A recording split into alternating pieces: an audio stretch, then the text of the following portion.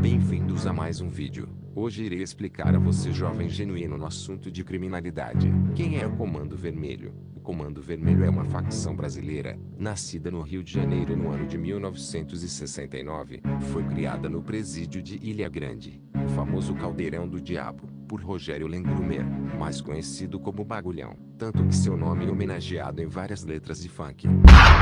Às vezes, muita gente grita Comando Vermelho, mas pouca gente sabe que o Comando Vermelho foi fundado em 1969 no presídio de Ilha Grande por Rogério Lengruber e os demais irmãos que estavam presentes e privados da liberdade no momento.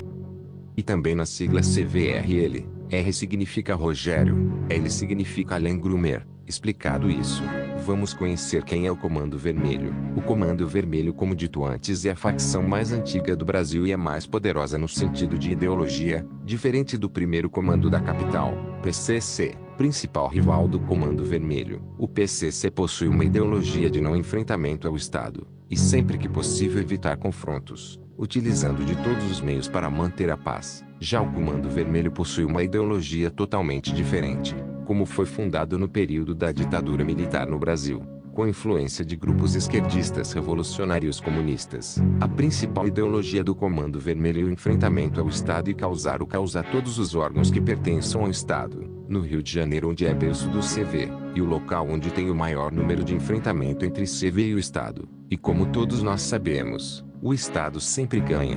O Comando Vermelho é a facção disparada com o maior número de operações polícias, o maior número de soldados do tráfico mortos por ano no Rio de Janeiro e do Comando Vermelho, o maior número de drogas, armas e chefes presos ou mortos ao ano no Rio de Janeiro, normalmente referente ao Comando Vermelho. Mas como com esse tanto de perdas e prejuízos o Comando Vermelho consegue se manter forte e ainda ser a maior facção do Rio de Janeiro e a segunda maior do Brasil?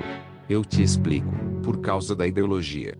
A ideologia do Comando Vermelho é o que atrai vários novos integrantes todos os dias. A ideologia de que o Estado é ruim, que o Estado não liga para o pobre, que o tráfico é a única maneira do pobre ser ouvido e que o Estado tem que ser combatido é o que atrai vários novos integrantes que, desesperados pela sua sobrevivência, acabam por entrar no crime. Essas estratégias do Comando Vermelho de enfrentamento ao Estado e a razão pela qual o Comando Vermelho cresceu avassaladoramente no Brasil, pois outros estados que não eram acostumados com bandidos fortemente armados enfrentando o Estado acabaram por perderem o controle muito rápido e deixando a segurança pública frágil, dando mais espaço para o Comando Vermelho crescer. Exemplo claro disso, e na região norte do país, o estado do Mato Grosso é controlado a 100% pelo Comando Vermelho. Existem pequenas gangues que possuem ligação com o PCC, porém o estado é soberano pelo Comando Vermelho. Na região do Acre, antigamente o Acre só possuía duas facções. O primeiro comando da capital PCC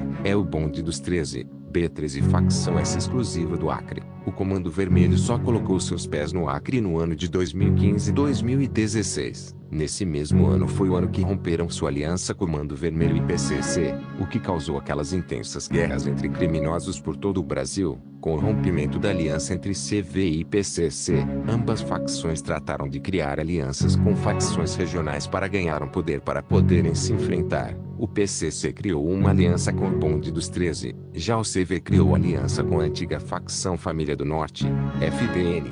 Essa aliança deu o que falar quando integrantes do CV e FDN realizaram aquela rebelião no dia 1º de janeiro de 2017 em Manaus, onde 57 membros do PCC foram mortos brutalmente pela FDN e pelo CV. Essa rebelião foi transmitida pelo mundo inteiro como um fracasso do Estado no quesito de segurança pública.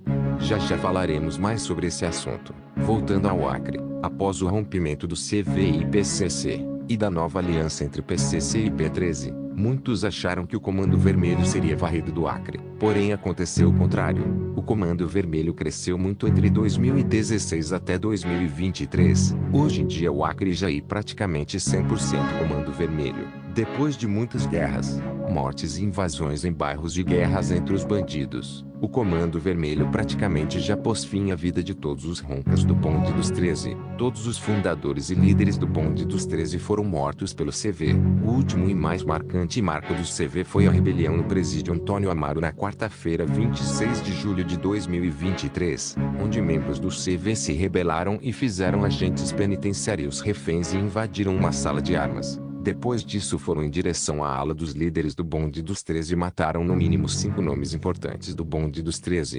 Entre eles estão Ricardinho Vitorino de Souza, vulgo Anjo da Morte, conhecido como o matador do Bonde dos 13. Ele estava preso desde fevereiro de 2020. Na época da prisão, a Polícia Civil informou que ele executava ordens que partiam de dentro do presídio junto com outros comparsas. Ele confessou participação em 15 homicídios ocorridos na capital acreana. Marcos Cunha Lindoso, vulgo Dragão, considerado o maior chefe do Bonde dos 13 no estado. Ele foi preso em São Paulo em 2018, quando foi a São Paulo para estreitar a aliança entre Bonde dos 13 e PCC. Ele chegou a ser resgatado quando participava de uma feira de artesanato no centro de Rio Branco, durante atividade externa. Ele era condenado por tráfico de drogas e por integrar organização criminosa.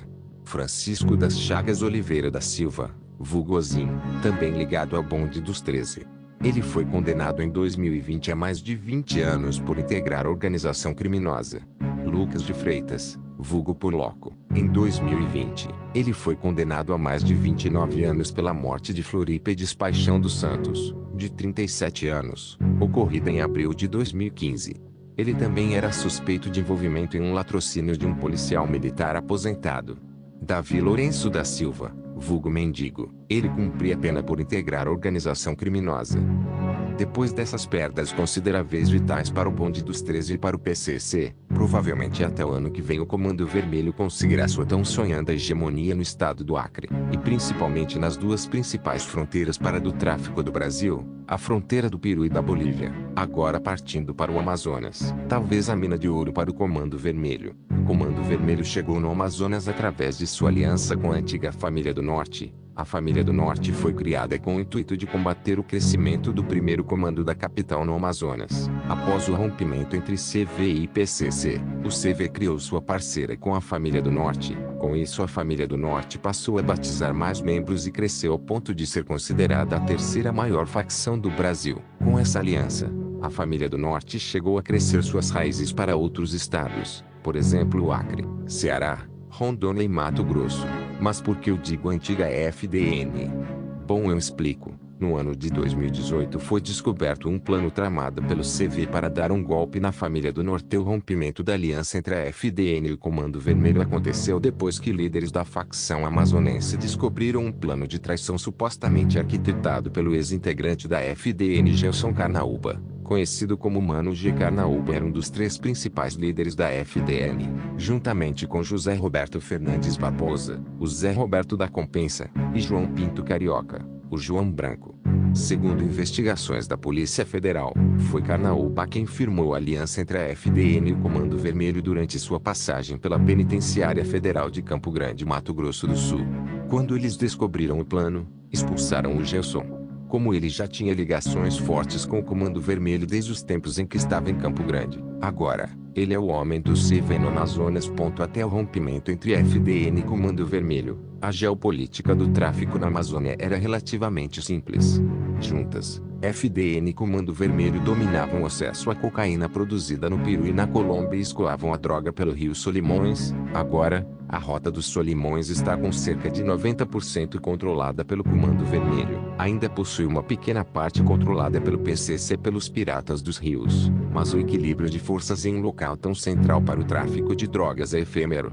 Segundo Maia, do Garreco, a interceptação de alguns salves, os comunicados emitidos pelos criminosos, dão conta de que para manter-se viva a FDN tem firmado alianças pontuais com a facção fluminense Terceiro Comando Puro, o TCP, rival do CVI, ironicamente, próxima do PCC, massacrado pela própria FDN em Manaus. Isso mostra o quão fluida e instável é qualquer acomodação do crime organizado no estado.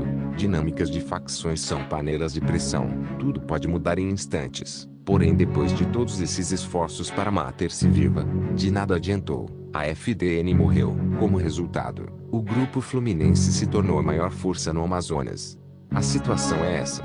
Nas ruas e nos presídios, o CV agora é dominante em Manaus e no estado, afirma Armando Gugel Maia, promotor Grupos de Atuação Especial de Combate ao Crime Organizado do Amazonas, GAECO. O Comando Vermelho veio ganhando muita força e mídia nos últimos anos, após a Segurança Nacional dar mais atenção e tentar combater somente o PCC, deixaram uma grande brecha para o Comando Vermelho crescer no Brasil. Agora a segurança não tem só um, mas agora dois grupos com influência nacional e internacional para combater. Agora voltando ao Rio de Janeiro, o berço do Comando Vermelho, vamos falar dos últimos anos em que o Comando Vermelho se especializou em táticas de guerrilhas de selva e ataques estilos soviéticos nos seus inimigos. De uns anos para cá, o Comando Vermelho se especializou em ataques furtivos e certeiros em seus inimigos. Não só invadem os morros inimigos e ficam atirando igual loucos, mas invadem de maneira organizada e aplicam táticas semelhantes a exércitos treinados. Exemplo disso é a famosa Tropa do Urso.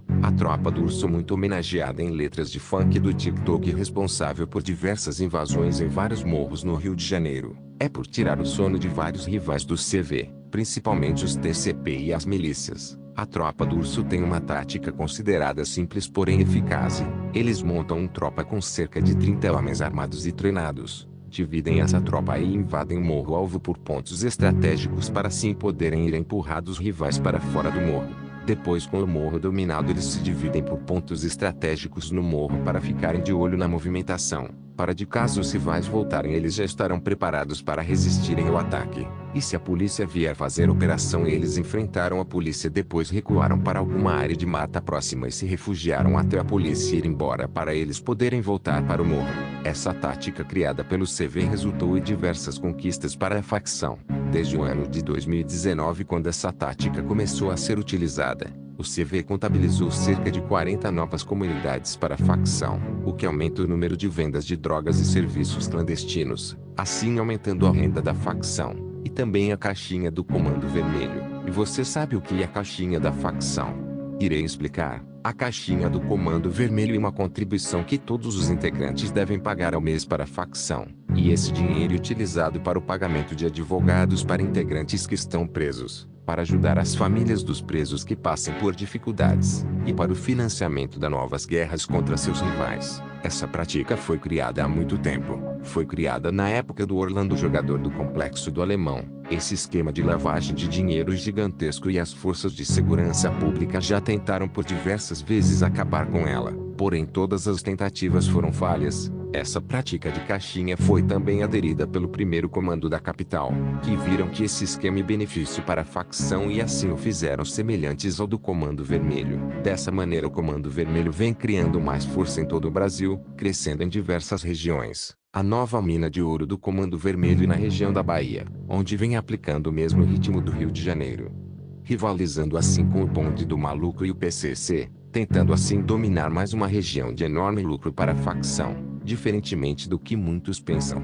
o Comando Vermelho vem crescendo cada vez mais rápido no Brasil, o que aumenta a concorrência com o PCC, o que consequentemente aumenta o número de mortes e guerras pela disputa pelo controle de pontos de vendas e recebimento de drogas. E com a atual gestão que o Brasil está tendo agora no governo, com Luiz Inácio Lula da Silva, as facções irão ganhar mais força ainda e a violência no Brasil só irá crescer. Então cuidem-se bem e cuidem de quem vocês amam. Obrigado por assistir até o final. Deus abençoe vocês. Até o próximo vídeo.